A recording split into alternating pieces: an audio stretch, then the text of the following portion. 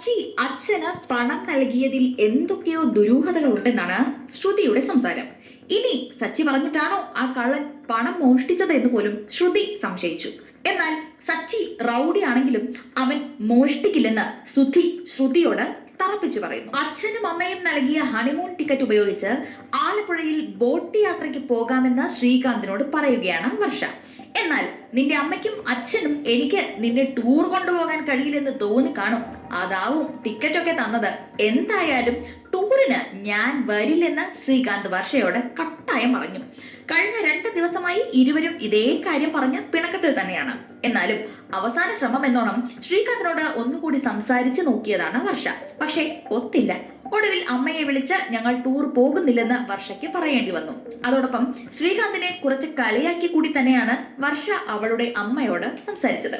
അത് ഇഷ്ടപ്പെടാത്ത ശ്രീകാന്ത് തന്റെ സ്വന്തം പൈസയ്ക്ക് വർഷയെ ടൂർ കൊണ്ടുപോകുമെന്ന് ഉറപ്പ് പറയുക മാത്രമല്ല, നേരെ പായും തലയിണയും എടുത്ത് ടെറസിൽ കിടന്നുറങ്ങാനും പോയി. അതേസമയം രേവതിയോട് അവളുടെ അനിയന്റെ സ്വഭാവം മോശമാണെന്ന് വീണ്ടും പറയുകയാണ് സച്ചി. അവൻ തന്നെ ടാക്സി സ്റ്റാൻഡിൽ കാണാൻ വന്ന കാര്യവും ഞാൻ പറഞ്ഞ പ്രകാരമാണ് രേവതി വീട്ടിൽ പോയി അവനെ ഉപദേശിച്ചതെന്ന് അവൻ പറഞ്ഞതും സച്ചി പറഞ്ഞു. മാത്രമല്ല ഇനി മേലാൽ അവനുള്ള വീട്ടിലേക്ക് പോകരുതെന്ന് രേവതിയെ വിലക്കുകയും ചെയ്തു. എന്നാലും തനിക്ക് വീട്ടിൽ പോയേ പറ്റൂ എന്നായിരുന്നു രേവതിയുടെ മറുപടി. ഒരു തരി സ്നേഹവും ബഹുമാനവും നിനക്കെന്നോട് ബാക്കിയുണ്ടെങ്കിൽ അങ്ങോട്ട് പോകരുതെന്ന് സച്ചി അവളോട് പറഞ്ഞ് മുറിയിൽ നിന്നും ഇറങ്ങിപ്പോയി. ഇത്രയൊക്കെ ആയിട്ടും സച്ചി രേവതിയോട് സത്യം പറഞ്ഞില്ല കേട്ടോ.